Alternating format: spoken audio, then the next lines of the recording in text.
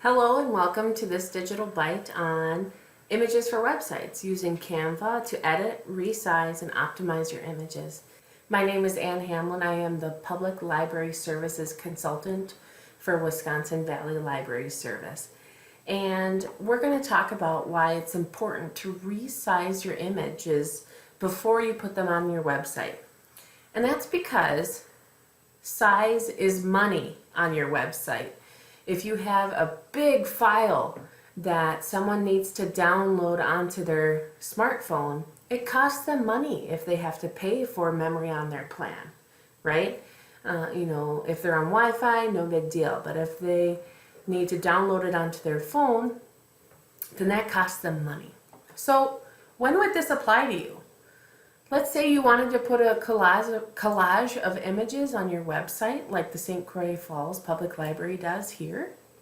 Or maybe you have a kids and family page where you'd like to have an image for story time or 1,000 Books Before Kindergarten. 1,000 Books Before Kindergarten has an open license or a common use license for this image here for 1,000 books. And so St. Croix Falls sent that my way for its website. So just to give you an idea here, this is the original size of the logo. Well, that's simply too big for the website. So what that translates to is a lot of memory here. You see it's 1,115 as a JPEG file. The one that I created is also a JPEG file, but I made it very, very small. And you can see that the difference is ginormous. So it went from 1,115 to 86. Now that's a big deal. The other thing to note are the file types. A PNG file is also for images, but it supports a very high quality image. But many images on your websites use a JPEG or JPG file because we don't need to click on this image and see it larger. We just need to be able to see it and have it be clear for our eyes, just so we know that below it is the information or near it is the information. So how do we optimize images in Canva? Canva is a free program on the internet where you can create a free profile or you can pay for an upgraded version. All you're going to need is the free profile. And you can see that I made those images for the St. Croix Falls Public Library using Canva. Here's that collage of 3 images together. Here's a twilight picture of their library. I made a sample slide for them. I edited their logo a tiny bit. Canva is very versatile. So, to give you an idea of what size that I need for the St. Croix website, the default I use for this size image in a third of the page, so there's 3 columns, I usually use 300 by 300 pixels.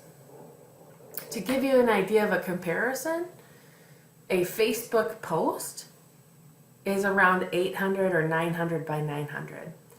And that is a PNG because when you put it on Facebook, it's a totally different ball game than when you would put it on your website. And your website stores all the images, all the text, all in its files. So, how I downsize this image. Let's take a look.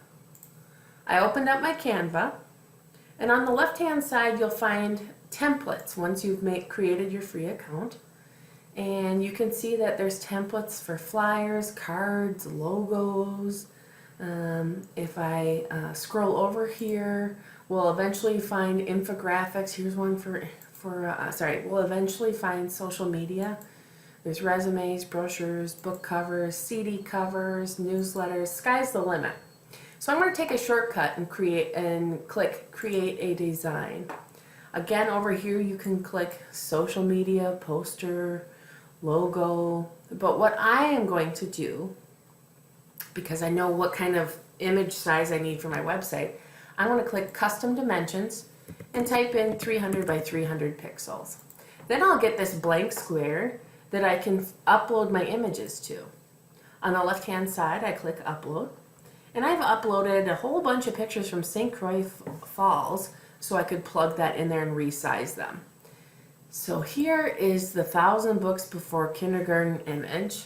Let me compare the two. I have a few in here. Yeah, that's the lower resolution. I want the really big file, because you'll notice the bigger the file means that you can stretch it and it's still a really great quality image. If it's a smaller file size, if you stretch it or enlarge it, it gets a little pixelated. So that's all I need to do. Now I can go up to the top and click Download. And you can see we have PNG, JPEG, PDF. There's lots and lots of options. But again, we're not using PNG. We don't need a super high quality image. We're okay with a JPEG that doesn't need to be clicked and enlarged. Another way to save space, in addition from changing from PNG to JPEG files, is to reduce the quality of the image. And you can see that here where it gives you control to slide from the right to the left. To the right is 100% as it is now.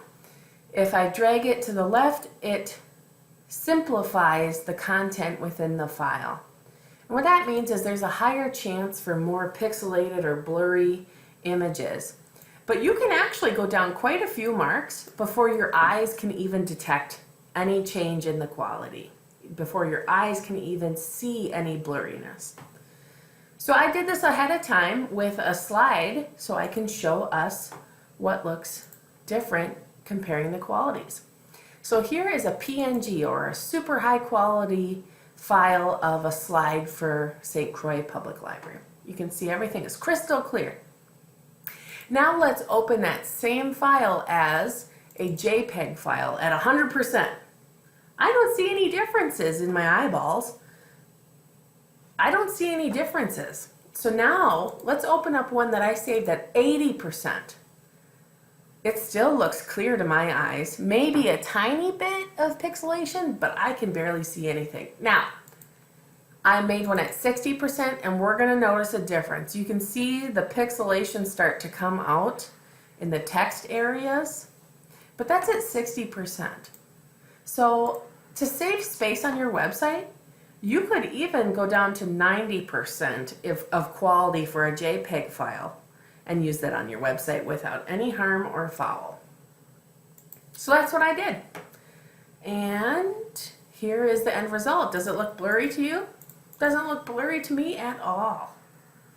Let's look at a few of the images that I stitched together for a nice little horizontal eye candy on their about screen. So this is their library at twilight. And so all I did is I cut off the sky and I cut off the street, and it's very exciting. It makes me want to look at more pictures about the library. I'll click on Board of Trustees so we can see that collage again. And I stitched these three images together and cut off a little bit here and placed the images on top. And very nice. I adjusted the image of the three girls sitting on the river stone pillows. And how you can do that, let me just open up this file again and I'll get rid of that logo here. And I'll throw in a picture of the girls and I'll stretch them out. And you can kind of see that the sun is kind of washing them out. So all I did is I went to Filter and I just clicked on these different options until I saw that the picture was more clear. And if possible, if it could match these other color styles a little bit better. So I chose Festive because it made the girls pop out a little bit more. And yes, the pillows are interesting, but everybody's more interested in the girls.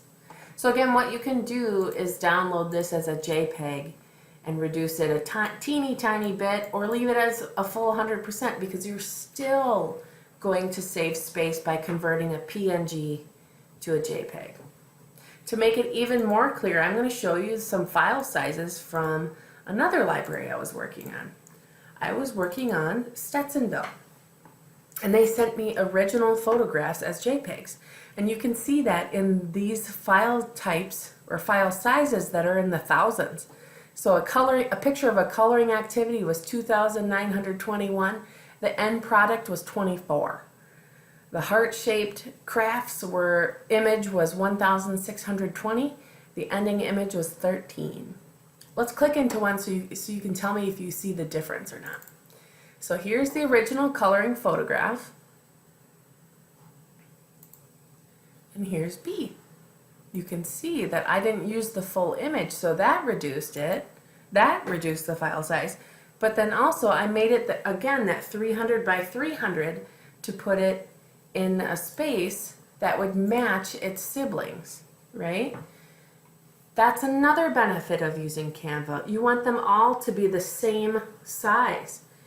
Or you want to artistically place them on the web page so that a horizontal image and a vertical image complement each other. But in this case, it was easy to make all of these images into a nice square so they complement each other. And it gives you that nice look of columns, just like we're used to in reading books and newspapers and websites and things like that. Images personalize your website. Having a picture of the Stetsonville Library on the home page is a wonderful grounding shot or establishing shot for someone who's never visited the library or never been on the website. Let's try that. Never visited the library's website and wanted to know more information. If they were unsure of where they were just by looking at the logo, well, here is a picture of the building. So it's just another visual cue that is managed in its file size to help a user on a website. And it's more fun. I'd rather look at pictures of people and the space rather than just looking at a logo and text. So thank you for joining me for this digital bite on images for your website, using Canva to edit and resize and optimize your images to save space on your website, save money for your website users, and to create a better user experience. Please let me know if you have any questions. You can email or call. Thank you.